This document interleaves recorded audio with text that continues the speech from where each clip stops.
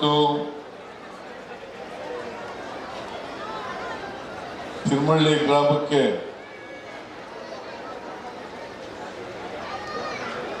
ನಾವೆಲ್ಲರೂ ಕೂಡ ಆಗಮಿಸಿದಾಗ ತಿರುಮಳ್ಳಿ ಗ್ರಾಮದ ಜನತೆ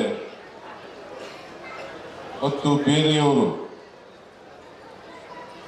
ಬಹಳ ಅದ್ದೂರಿ ಸ್ವಾಗತವನ್ನು ಕೊಟ್ಟಿದ್ದೀರಿ. ಅದಕ್ಕೋಸ್ಕರ ನಿಮ್ಮೆಲ್ಲರಿಗೂ ಕೂಡ ಹೃತ್ಪೂರ್ವಕವಾದಂಥ ಧನ್ಯವಾದಗಳನ್ನು ಹೇಳಲಿಕ್ಕೆ ಬಯಸ್ತಾ ಇದ್ದೇನೆ.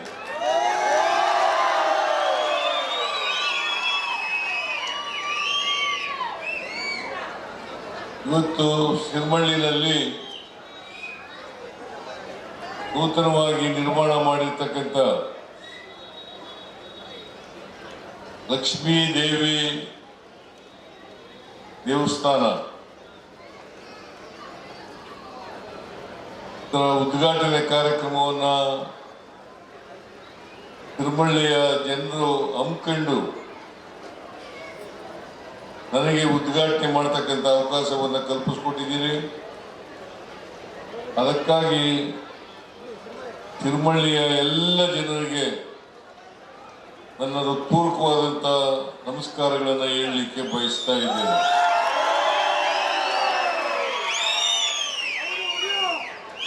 ಲಕ್ಷ್ಮೀ ದೇವಿಯ ಉದ್ಘಾಟನೆಯನ್ನ ಅತ್ಯಂತ ಸಂತೋಷದಿಂದ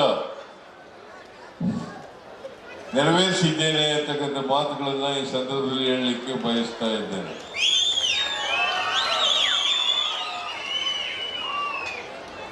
ನಾನು ದೇವಸ್ಥಾನ ನೋಡಿದೆ, ಹೋಗಿದ್ದೆ ಅಲ್ಲಿಗೆ ಅದರ ಉದ್ಘಾಟನೆ ಮಾಡಲಿಕ್ಕೆ. ಬಹಳ ಸುಂದರವಾಗಿ ಕಟ್ಟಿದ್ದೀರಿ.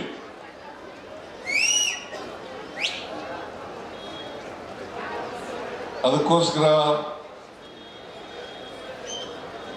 ತಿರುಮಳ್ಳಿಯ ಎಲ್ಲ ಜನರಿಗೆ ನನ್ನ ನಮಸ್ಕಾರಗಳನ್ನು ಹೇಳಲಿಕ್ಕೆ ಬಯಸ್ತಾ ಇದ್ದೇನೆ.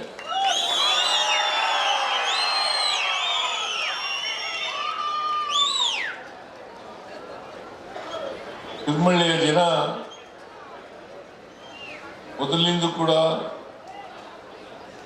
ದೈವ ಭಕ್ತರು ಅಂತಕ್ಕಂಥದನ್ನ ನಾನು ತಿಳ್ಕೊಂಡಿದ್ದೇನೆ. ಈಗಲೂ ಕೂಡ ನಿಮ್ಮ ದೈವ ಭಕ್ತಿಯನ್ನ ಈ ದೇವಸ್ಥಾನ ನಿರ್ಮಾಣ ಮಾಡೋದ್ರ ಮೂಲಕ ವ್ಯಕ್ತ ಮಾಡಿದ್ದೀರಿ ಅಂತಕ್ಕಂಥ ಮಾತುಗಳನ್ನ ಈ ಸಂದರ್ಭದಲ್ಲಿ ಹೇಳಲಿಕ್ಕೆ ಬಯಸ್ತಾ ಇದ್ದೇನೆ. ಮೊದಲಿನಿಂದಲೂ ಕೂಡ ಹಿಂದೂಗಳಾದಂಥ ನಾವೆಲ್ಲರೂ ಕೂಡ ದೇವಸ್ಥಾನವನ್ನ ನಿರ್ಮಾಣ ಮಾಡ್ತಕ್ಕಂಥದ್ದು, ಗುಡಿ ಗೋಪುರಗಳನ್ನ ನಿರ್ಮಾಣ ಮಾಡ್ತಕ್ಕಂಥದ್ದು, ದೇವಸ್ಥಾನಗಳಲ್ಲಿ ಪ್ರತಿಮೆಯನ್ನ ಸ್ಥಾಪಿಸಿ ಅದಕ್ಕೆ ಪ್ರತಿ ದಿನ ಪೂಜೆ ಮಾಡ್ತಕ್ಕಂಥ ಕೆಲಸವನ್ನ ಮಾಡ್ತೇವೆ.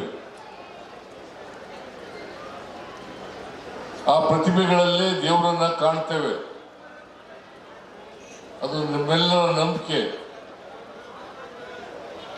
ಆದ್ರೆ ಒಂದು ಮಾತನ್ನ ತಾವೆಲ್ಲರೂ ಕೂಡ ತಿಳ್ಕೋಬೇಕು.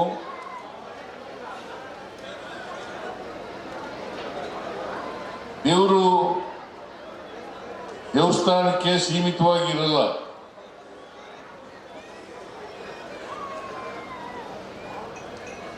ದೇವರು ಸರ್ವತ್ರ ಯಾಮಿ.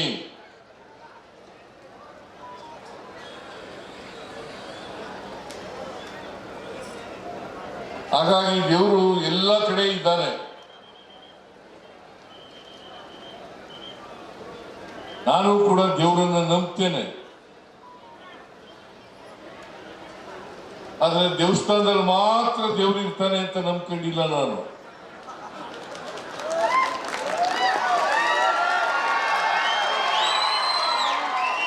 ದೇವರು ಎಲ್ಲ ಕಡೆ ಇದ್ದಾನೆ, ನಮ್ಮಲ್ಲೂ ಇದ್ದಾನೆ. ಅದಕ್ಕೆ ಬಸವಣ್ಣವರು ಒಂದು ಕಡೆ ಹೇಳ್ತಾರೆ, ಉಳ್ಳವರು ದೇವಾಲಯ ಮಾಡುವರು. ನಾನೇನು ಮಾಡಲಿ ಬಡವನಯ್ಯ, ನನ್ನ ಕಾಲೇ ಕಂಬ, ದೇಹವೇ ದೇಗುಲ, ಇರವೇ ವನ್ನ ಕಳಸವಯ್ಯ ಕೂಡಲ ಸಂಗಮ ದೇವ.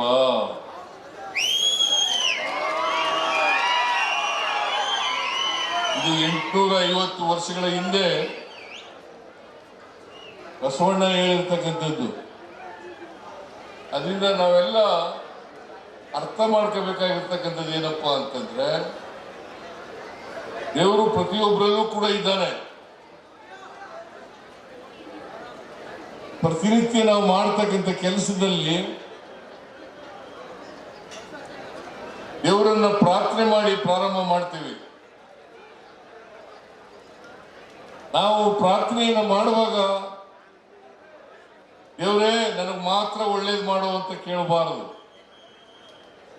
ಬೇರೆಯವ್ರಿಗೂ ಒಳ್ಳೇದು ಮಾಡಬೇಕು, ನನಗೂ ಒಳ್ಳೇದು ಮಾಡಬೇಕು ಅಂತ ಕೇಳ್ಕೊಂಡಾಗ ಮಾತ್ರ ದೇವರು ನಿಮಗೆ ಒಳ್ಳೇದು ಮಾಡ್ತಾನೆ ಹೊರತು ಇಲ್ಲಿ ಹೋದರೆ ಒಳ್ಳೇದು ಮಾಡಲ್ಲ. ನಾವೆಲ್ಲ ಮಾನವರು. ನಾವು ಯಾವುದೇ ಧರ್ಮಕ್ಕೆ ಸೇರಿರಲಿ, ಯಾವುದೇ ಜಾತಿಗೆ ಸೇರಿರಲಿ, ದೇವ್ರ ದೃಷ್ಟಿನಲ್ಲಿ ಜಾತಿನೂ ಇಲ್ಲ, ಧರ್ಮನೂ ಇಲ್ಲ. ನಾವು ಮಾಡ್ಕೊಂಡಿರ್ತಕ್ಕಂಥದ್ದು ಜಾತಿ ಧರ್ಮ, ಹೆಣ್ಣು ಗಂಡು ಅಂತ ನಾವು ಮಾಡ್ಕೊಂಡಿರ್ತಕ್ಕಂಥದ್ದು. ಅದರಿಂದ ಎಲ್ಲರೂ ದೇವರು ಇದ್ದಾರೆ, ದೇವರ ದೃಷ್ಟಿನಲ್ಲಿ ಎಲ್ಲರೂ ಸಮಾನರು, ಎಲ್ಲರೂ ಸಮಾನವಾಗಿ ಕಾಣ್ತಾನೆ ಅಂತಕ್ಕಂಥದನ್ನ ನಾವು ಅರ್ಥ ಮಾಡ್ಕೋಬೇಕಾಗ್ತದೆ. ನಮ್ಮಲ್ಲಿ ಅನೇಕ ಪಟ್ಟಭದ್ರ ಹಿತಾಸಕ್ತರಿದ್ದಾರೆ ಸಮಾಜದಲ್ಲಿ. ಯಾಕಂತಂದ್ರೆ ಜಾತಿ ಬದಲಾವಣೆ ಆಗಬಾರ್ದು, ಜಾತಿ ಬದಲಾವಣೆ ಆಗಬಾರ್ದು, ಮನುಷ್ಯನನ್ನ ದ್ವೇಷಿಸಬೇಕು ಅಂತಕ್ಕಂಥ ವಿಚಾರ ಇಟ್ಕೊಂಡಿರ್ತಕ್ಕಂಥವ್ರು ಕೂಡ ಇದ್ದಾರೆ. ಅದರಿಂದ ನೀವು ಯಾವುದೇ ಧರ್ಮಕ್ಕೆ ಸೇರಿರಲಿ, ಹಿಂದೂ ಧರ್ಮಕ್ಕಾರು ಸೇರಿರಲಿ, ಕ್ರೈಸ್ತ ಧರ್ಮಕ್ಕಾರು ಸೇರಿರಲಿ, ಮುಸ್ಲಿಂ ಧರ್ಮಕ್ಕಾರು ಸೇರಿರಲಿ, ಸಿಖ್ ಧರ್ಮಕ್ಕಾರು ಸೇರಿರಲಿ, ಬೌದ್ಧ ಧರ್ಮಕ್ಕಾರು ಸೇರಿರಲಿ, ಜೈನ ಧರ್ಮಕ್ಕಾರು ಸೇರಿರಲಿ, ಯಾವ ಧರ್ಮ ಕೂಡ ಮನುಷ್ಯನನ್ನ ಪ್ರೀತಿಸಿ ಅಂತ ಹೇಳ್ತದ ಹೊರತು ದ್ವೇಷಿಸಿ ಅಂತ ಹೇಳೋದಿಲ್ಲ. ನೀವು ಇದನ್ನ ಅರ್ಥ ಮಾಡ್ಕೋಬೇಕಾಗುತ್ತೆ. ಕೆಲವರು ಸಮಾಜವನ್ನು ಒಡಿತಕ್ಕಂಥ ಕೆಲಸವನ್ನ ಮಾಡ್ತಾರೆ, ಒಗ್ಗಟ್ಟನ್ನು ಒಡಿತಕ್ಕಂಥ ಕೆಲಸವನ್ನ ಮಾಡ್ತಾರೆ, ಮನುಷ್ಯರಲ್ಲೇ ವಿಭಾಗ ಮಾಡ್ತಕ್ಕಂಥ ಕೆಲಸವನ್ನ ಮಾಡ್ತಾರೆ. ಧರ್ಮದ ಹೆಸರಿನಲ್ಲಿ, ಜಾತಿ ಹೆಸರಿನಲ್ಲಿ ಸಮಾಜವನ್ನು ಒಡೆಯತಕ್ಕಂಥ ಕೆಲಸ ಮಾಡ್ತಕ್ಕಂಥ ಪಟ್ಟಭದ್ರ ಹಿತಾಸಕ್ತರ ಬಗ್ಗೆ ನೀವೆಲ್ಲರೂ ಕೂಡ ಎಚ್ಚರಿಕೆಯಿಂದ ಇರಬೇಕು ಅಂತಕ್ಕಂಥ ಮಾತುಗಳನ್ನು ಹೇಳಲಿಕ್ಕೆ ಬಯಸ್ತಾ ಇದ್ದೇನೆ. ಯಾಕಂತಂದ್ರೆ ನಾವೆಲ್ಲ ಮನುಷ್ಯರು, ಮನುಷ್ಯರನ್ನ ಪ್ರೀತಿಸಬೇಕೇ ಹೊರತು ಯಾವ ಕಾರಣಕ್ಕೂ ಕೂಡ ದ್ವೇಷಿಸಬಾರದು ಅಂತಕ್ಕಂಥ ಮಾತುಗಳನ್ನ ಈ ಸಂದರ್ಭದಲ್ಲಿ ಹೇಳ್ತಕ್ಕಂಥದ್ದು ಅತ್ಯಂತ ಅವಶ್ಯ ಅಂತೇಳಿ ನಾನು ಭಾವಿಸ್ಕೊಂಡಿದ್ದೇನೆ. ಅದರಿಂದ ನಾವು ಮನುಷ್ಯರನ್ನ ಪ್ರೀತಿಸಬೇಕು. ನಾನು ರಾಜಕೀಯ ಈ ಸಂದರ್ಭದಲ್ಲಿ ಮಾತಾಡಲ್ಲ, ಯಾಕಂತಂದ್ರೆ ಇದು ರಾಜಕೀಯ ಮಾತಾಡ್ತಕ್ಕಂಥ ವೇದಿಕೆ ಅಲ್ಲ. ನಾನು ಮತ್ತೆ ಮಂಗಳೂರಿಗೆ ಹೋಗ್ಬೇಕು, ಇಲ್ಲಿಂದ ಮಂಗಳೂರಿಗೆ ಹೋಗಿ ಮೈಸೂರಿಗೆ ಹೋಗಿ, ಮೈಸೂರಿಂದ ಮಂಗಳೂರಿಗೆ ಹೋಗ್ಬೇಕು, ಮಂಗಳೂರಿಂದ ಮತ್ತೆ ಬೆಂಗಳೂರಿಗೆ ಹೋಗ್ಬೇಕು. ಆ ಕಾರಣದಿಂದ ಹೆಚ್ಚು ಮಾತನಾಡಲಿಕ್ಕೆ ಹೋಗಲ್ಲ.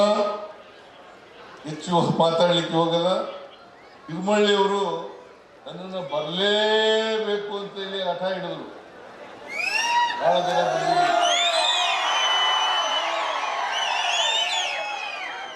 ಬಹಳ ಜನ ಬಂದಿದ್ರು. ತಿರುಮಳ್ಳಿಯವರು ನಮ್ಮೂರಿಗೆ ಬರಲೇಬೇಕು, ಲಕ್ಷ್ಮೀ ದೇವಾಲಯವನ್ನು ಕಟ್ಟಿಸಿದ್ದೇವೆ, ಅದನ್ನ ಉದ್ಘಾಟನೆ ಮಾಡಲಿಕ್ಕೆ ನೀವೇ ಬರಬೇಕು ಅಂತೇಳಿ ಹಠ ಹಿಡಿದ್ರು. ಹಾಗಾಗಿ ಇವತ್ತು ನಿಮ್ಮೂರಿಗೆ ಬಂದು ಲಕ್ಷ್ಮೀ ದೇವಾಲಯವನ್ನ ಉದ್ಘಾಟನೆ ಮಾಡಿದ್ದೇನೆ. ಇವೆಲ್ಲರೂ ಕೂಡ ಒಂದು ರೀತಿಯ ಹಬ್ಬದ ರೀತಿಯಲ್ಲಿ, ಜಾತ್ರೆ ರೀತಿಯಲ್ಲಿ ಜಾತ್ರೆ ಮಾಡಿದ್ದೀರಿ. ಬಹಳ ಸಂತೋಷ. ನಮ್ಮಲ್ಲಿ ಜಾತ್ರೆಗಳು ಯಾಕೆ ಹುಟ್ಕೊಂಡು ಅಂತಂದ್ರೆ ಎಲ್ಲ ಜನರು ಒಂದ್ ಕಡೆ ಸೇರ್ಕೊಂಡು ಪರಸ್ಪರ ಪ್ರೀತಿಸ್ಬೇಕು ಅನ್ನೋ ಕಾರಣಕ್ಕೋಸ್ಕರ ಜಾತ್ರೆಗಳು ನಡೀತಾ ಇರ್ತಕ್ಕಂಥದ್ದು. ಆದ್ರಿಂದ ನಾವು ಜಾತಿ ಹೋಗಿ ವರ್ಗ ಹೋಗಿ ನಾವೆಲ್ಲರೂ ಕೂಡ ಮನುಷ್ಯರು ಅಂತಕ್ಕಂಥ ಒಗ್ಗಟ್ಟಾಗ್ತಕ್ಕಂಥ ದಿನ ಬರಲಿ, ದೇವರು ಆ ಪ್ರಯತ್ನವನ್ನ ಮಾಡಲಿ ಅಂತಕ್ಕಂಥ ಮಾತುಗಳನ್ನ ಹೇಳಿ ಮಾಡ್ತೀರಿ ಅಲ್ವಾ? ಮತ್ತೆ ಸಿರಿಮಳ್ಳಿ ಜನ ನಾನು ಯಾವಾಗ ಬಂದ್ರು ಕೂಡ ಬಹಳ ಪ್ರೀತಿಯಿಂದ ಕಾಣ್ತಾರೆ.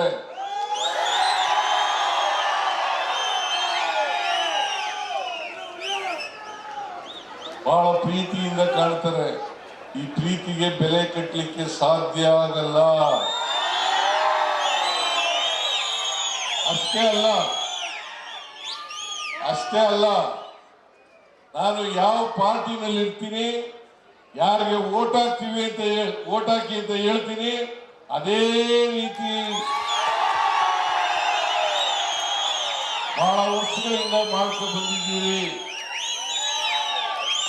ಅದಕ್ಕೋಸ್ಕರ ಸಿರಿಮಳ್ಳಿಯ ಎಲ್ಲ ಜನರಿಗೆ ಹೃತ್ಪೂರ್ವಕವಾದಂತ ನಮಸ್ಕಾರಗಳನ್ನ ಹೇಳಲಿಕ್ಕೆ ಬಯಸ್ತಾ ಇದ್ದೇನೆ.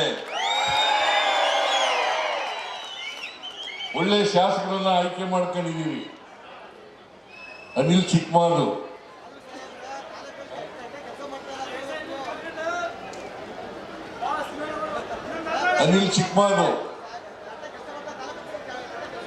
ಹೆಗ್ಗಡದೇವರ ಕ್ಷೇತ್ರವನ್ನ ಅಭಿವೃದ್ಧಿ ಮಾಡ್ತಕ್ಕಂಥ ಕೆಲಸವನ್ನ ಮಾಡ್ತಾ ಇದ್ದಾರೆ.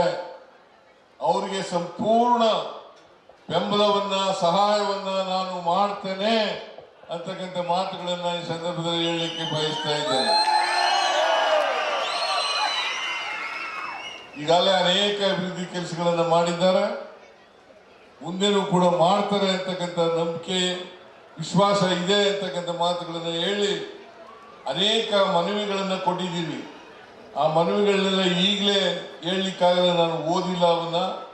ಆ ಮನವಿಗಳನ್ನೆಲ್ಲ ಹಂತವಾಗಿ ಬಗೆಹರಿಸಿಕೊಡ್ತೇನೆ ಅಂತಕ್ಕಂಥ ಮಾತುಗಳನ್ನ ಈ ಸಂದರ್ಭದಲ್ಲಿ ಹೇಳಲಿಕ್ಕೆ ಬಯಸ್ತಾ ಇದ್ದೇನೆ. ಸಿರಿಮಳ್ಳಿ ಗ್ರಾಮದಲ್ಲಿ ಏನೇನು ಹೇಳಿದ್ದೀವಿ ಅವೆಲ್ಲವೂ ಕೂಡ ಪಟ್ಟಿ ಮಾಡ್ಕೊಂಡು ಅವುಗಳನ್ನ ಬಗೆಹರಿಸಿಕೊಡ್ತಕ್ಕಂಥ ಕೆಲಸವನ್ನ ಮಾಡ್ತೇನೆ. ಬೇರೆ ಊರಿನವರು ಕೂಡ ಕೊಟ್ಟಿದ್ದಾರೆ. ನಾನು ಮುಖ್ಯಮಂತ್ರಿ ಆಗಿರೋದ್ರಿಂದ ಬೇರೆ ಊರಿನವರು ಕೂಡ ಕೊಟ್ಟಿದ್ದಾರೆ. ನಿಮ್ಮೆಲ್ಲರ ಆಶೀರ್ವಾದದಿಂದ ನಾನು ಕರ್ನಾಟಕದಲ್ಲಿ ಬಹಳ ಹೆಚ್ಚು ಕಾಲ ಮುಖ್ಯಮಂತ್ರಿ ಆಗಿರ್ತಕ್ಕಂಥ